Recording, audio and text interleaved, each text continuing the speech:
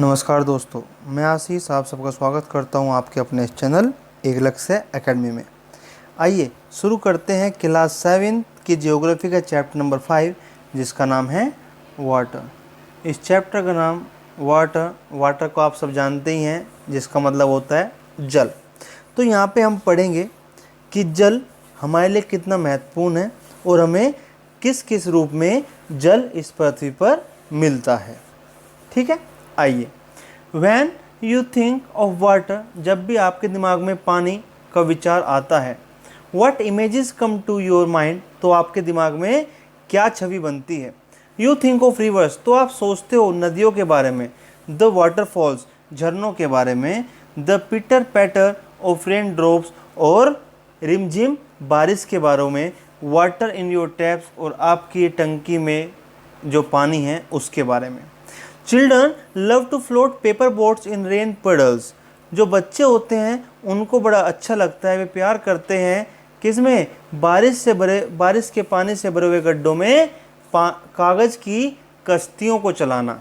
जब वे लोग कागज़ की कश्ती बनाकर, कागज़ की नाव को बनाकर उस पानी में चलाते हैं, बरसात में चलाते हैं और वह तैरती है, तो बच्चों को बड़ा अच्छा लगता है। By Noon the poodles vanish, लेकिन दोपहर होते होते, बारिश रुकने के बाद दोपहर होते होते जो वह पानी के गड्ढे होते हैं वह गायब हो जाते हैं।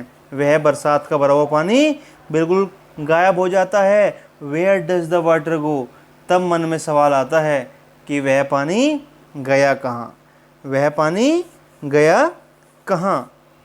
आइए, तब तक हम एक ग्लोसरी का मीन्स होता है शब्दावली। आइए जानते हैं terrarium. It is an artificial enclosure for keeping small house plants. यह एक मानव द्वारा निर्मित एक अहाता है, एक ढांचा है जिसमें कि आप घर में छोटे छोटे पौधों को अच्छे से सजाते हैं। टेरेरियम का हिंदी मीनिंग होता है थलशाला। क्या होता है दोस्तों? थलशाला। और ये थलशाला कैसे बनती है, यह आपको नीचे देखने को मिलेगा एक्टिविटी में। आइए शुरू करते हैं।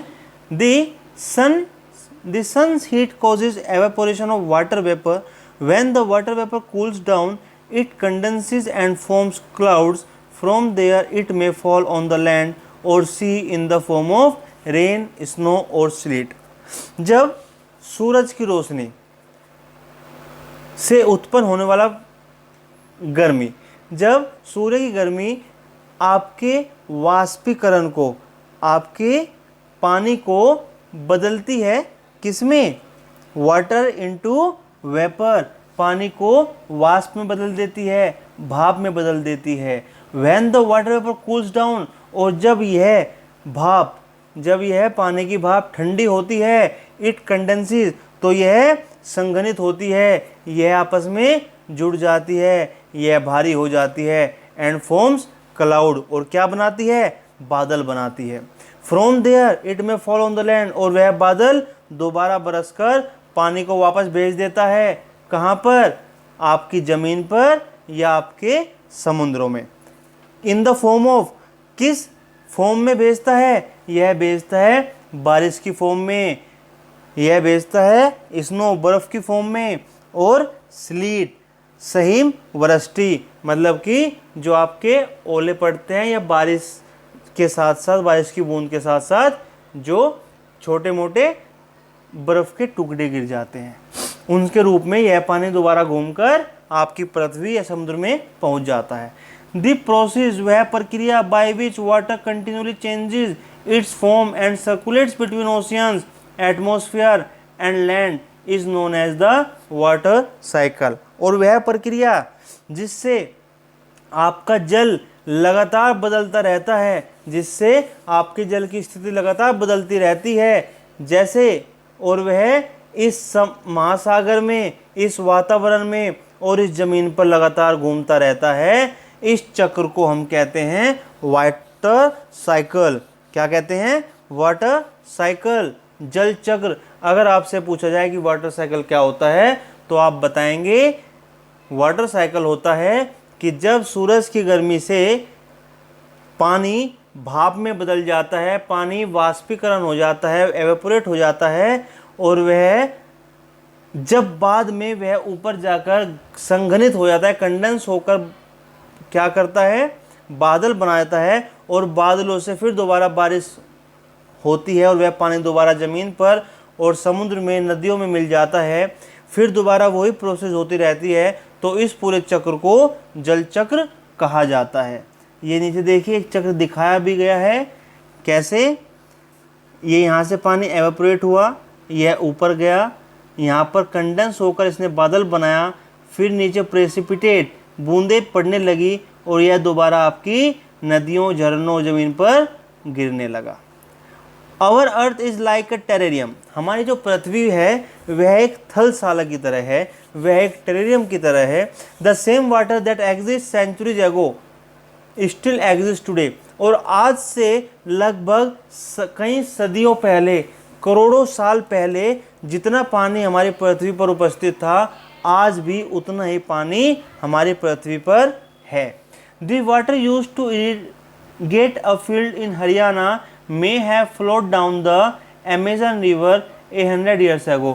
हाँ, इतना हो सकता है कि आज के समय में हम हरियाणा में जो पानी इस्तेमाल कर रहे हैं खेत की सिंचाई करने के लिए, हो सकता है आज से हजारों साल पहले वह पानी अमेज़न रिवर में बहता हो। कहाँ बहता हो? अमेज़न नदी में। और अमेज़न नदी कहाँ है दोस्तों? ये आपको पता होनी चाहिए। अमेज़न नदी आपके साउथ अमेरिका में है। कहाँ पर है? अमेज़न नदी साउथ अमेरिका में है। The major sources of fresh water, जो मुख्य स्रोत हैं किसके? एलेवन जल के। मुख्य स्रोत हैं एलेवन जल के, मतलब कि आपके इस्तेमाल करने वाले जल के जो मुख्य स्रोत हैं वे हैं रिवर, नदियाँ, पॉन्ड्स, तालाब, स्प्रिंग्स। क्या हैं? स्प्रिंग्स। और स्प्रिंग्स क्या होते हैं? सोते, एंड ग्लेशियर्स और हिम नदियाँ। The ocean bodies and seas contain, जो आपके महासागर होते हैं, समुद्र होते हैं, सागर होते हैं, वे कंटेन सॉल्टी वाटर, उनमें आपको लवणीय जल या आप कहोगे नमकीन पानी उसमें आपको मिलता है, और नमकीन पानी आपके किसी इस्तेमाल का नहीं होता। The water of the ocean is salty और saline as it contains large amount of dissolve salts, और इसमें जो आपका समुद्र का पानी होता है वह बहुत खारा होता है, बहुत, क्योंकि उसमें लवणीय पदार्थ मिलते हैं, क्योंकि उसके अंदर आपको बहुत अधिक मात्रा में क्या मिलता है?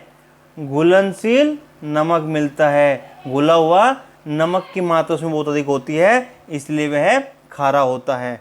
Most of the salt is sodium chloride और the common table salt that you eat, और उसमें जो नमक होता है वह सोडियम क्लोराइड होता है, या आप कह सकते हो कि आपके खाने में इस्तेमाल होने वाला नमक आपको वहाँ पर देखने को मिलता है। ठीक है दोस्तों। सो एक बार हम ये मैप देखेंगे। इस मैप की अगर आप स्टडी करें तो ये है आपके पूरे संसार की कुछ मुख्य समुद्र, कुछ मुख्य झरने और कुछ नदियाँ। आइए शुरू करते हैं साउथ अमेरिका से।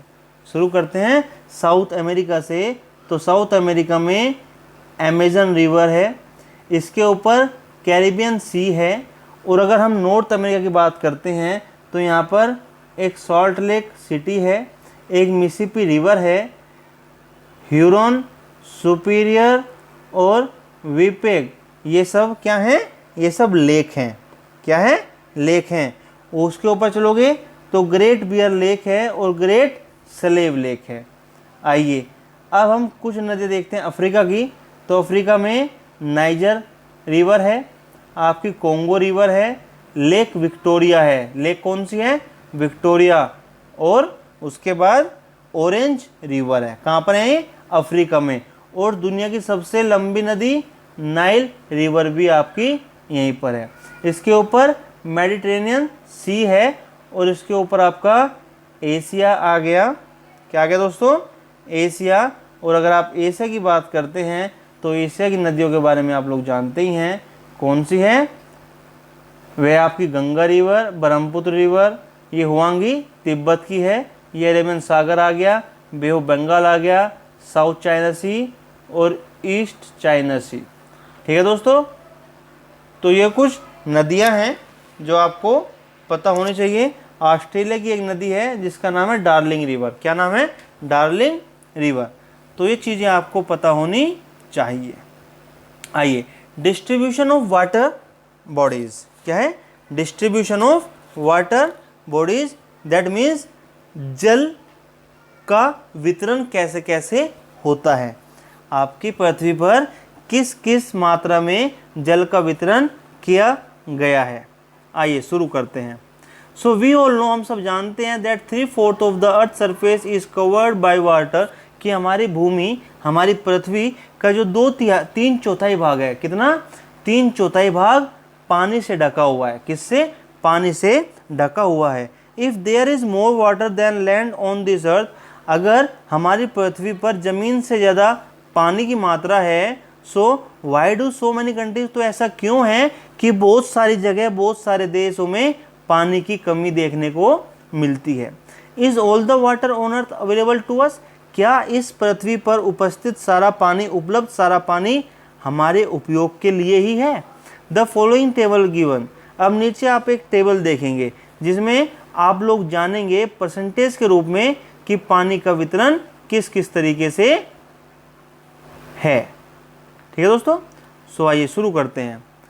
समुद्र, अगर हम समुद्र की बात करें, जो खारा पानी है वह कितना है? 97.3। तो ये देखिए दोस्तों, 100% में से 97.3% तो आपका ओशियन में है, जो कि खारा पानी है, जो कि आपके किसी इस्तेमाल का है ही नहीं। उसके बाद आइस कैप है। आइस कैप क्या होती है? बर्फ की छत्रक। क्या होती है? बर्फ की छत्रक, या जमी हुई बर्फ आप कह सकते हैं। वह कितनी है? 2%। ये हो गई। इसको अगर आप जोड़ें तो यह हो गई 99.3%। कितना? 99.3%। और अगर 99.3% आपकी पानी यहाँ पर आ गया तो बाकी बचा कितना दोस्तों? तो वह बचा 0.70%। देखते हैं ग्राउंड वाटर, जो आपका भौमिक जल है, भूमि में मिलने वाला जल 0.68%। Fresh water lakes, fresh water lakes 0.009%।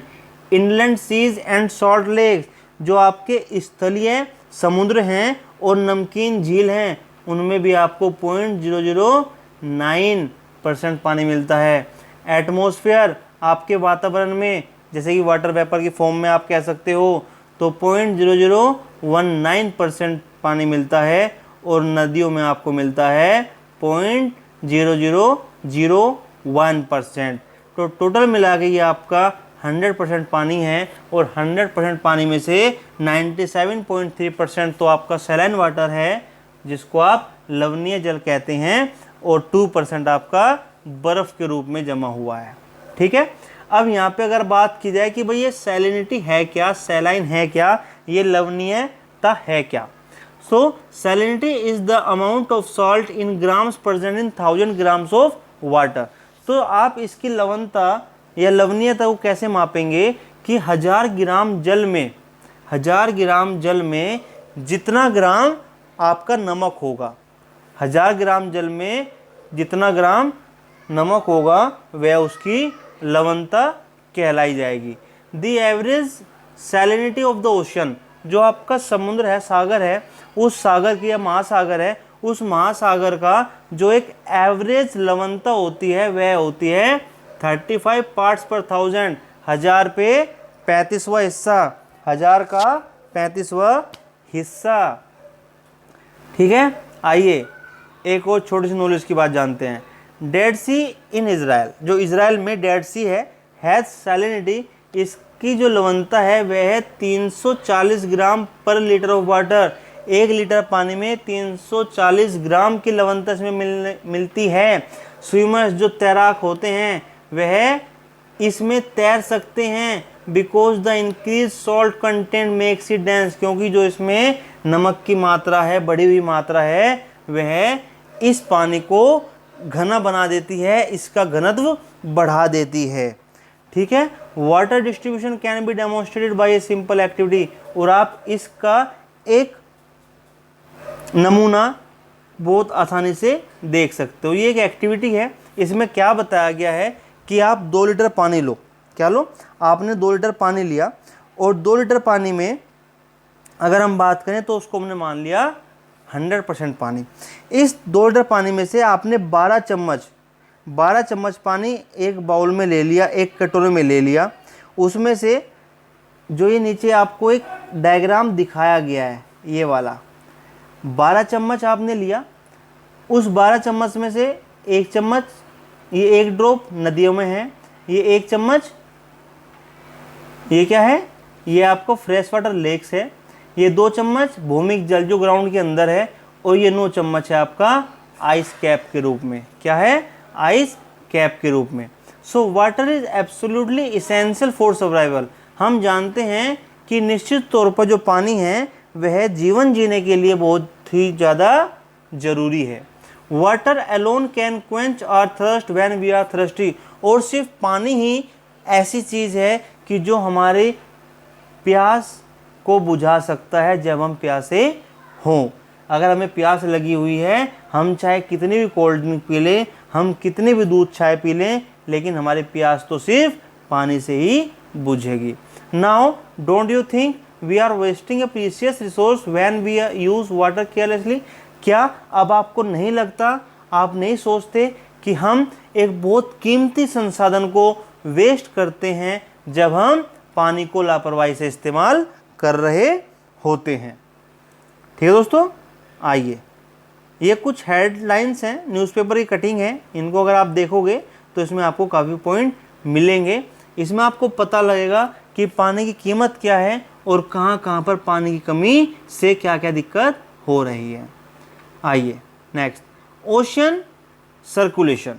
क्या है, ओशियन सर्कुलेशन, महासागरीय परिसंचरण। क्या है दोस्तों, महासागरीय परिसंचरण। There is something magical about walking barefoot on the sea shore. आप लोगों ने कभी भी महसूस किया होगा या आप कभी जाएंगे तो महसूस करेंगे कि जब आप नंगे पैर किसी भी समुद्र के किनारे पर घूमते हैं तो आपको एक जादुई सा मज़ा आता है, एक जादुई सा फीलिंग आती है। The wet sand on the beach, उस बीच पर गीला गीला रेत, द कूल ब्रीज, ठंडी ठंडी सी हवा, द सी बर्ड्स, वह समुद्री चिड़ियाएँ, the smell of the salt in the air, और वहाँ की हवा में एक नमकीन सी सुगंध, and music of the waves, और वहाँ पे जो तरंगे बहती रहती हैं उनकी आवाज़ें। एवरीथिंग इज सो फैसिनेटिंग, ये सारी चीज़ें एक सम्मोहित कर देती हैं वहाँ पे घूमने वाले व्यक्ति को। Unlike the calm water of ponds and lakes, जैसे कि आपके तालाब में या झरनों में पानी रुका रहता है, उस तरीके से समुद्र में नहीं होता, क्योंकि समुद्र का पानी तो लगातार चलता रहता है, समुद्र का पानी लगातार चलता रहता है। इट इज़ नेवर स्टिल, यह कभी रुकता नहीं। The movements that occurs in oceans can be broadly categorised as waves, tides and currents, और जो गतिमान या जो गति हमें महासागरों में देखने को मिलती है उसको हमने वर्गीकृत किया है, उसको हमने बांट दिया है। कैसे कैसे? तो ओशियन में जो मूवमेंट होती हैं वह होती है एक वेव्स, जिसको आप तरंगे कहती हैं, टाइड्स जिसका मतलब ज्वार भाटा होता है, और करंट्स, क्या होता है, करंट्स मतलब धाराएं, कि जो वहाँ पर धाराएं बहती हैं। इसके साथ ही आप एक चीज़ और ध्यान दीजिए, मार्च 22 की जो 22 मार्च की तारीख होती है, इसको हम वर्ल्ड वाटर डे की तरह सेलिब्रेट करते हैं। कैसे? वर्ल्ड वाटर डे, विश्व जल दिवस, when the need to conserve, और इसमें हम अवेयर कराते हैं लोगों को कि हमें जल को क्यों बचाना चाहिए और किस किस नए नए तरीक़ों से हम इसको बचा सकते हैं। ठीक है दोस्तों, तो ये चीज़ें हैं जो हम जल के बारे में, ओशन के बारे में, और मैं आपको बताना चाहूँगा कि जो ये कैटेगराइज किया है इनमें जो डिवीज़न किया है वेव्स, टाइड्स और करंट में, यह बहुत ही इम्पोर्टेंट है। इनके बारे में हम लोग पढ़ेंगे कल। आज के लिए आप सिर्फ इतना ही रिवाइज कीजिए। ठीक है दोस्तों, अब हम मिलते हैं अगली क्लास में। तब तक के लिए नमस्कार।